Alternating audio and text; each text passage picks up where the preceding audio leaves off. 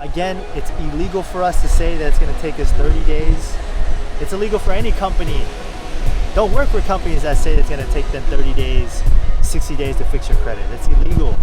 But I can tell you from our experience, okay, that it takes us anywhere from a month to 4 months to sometimes even 12 months.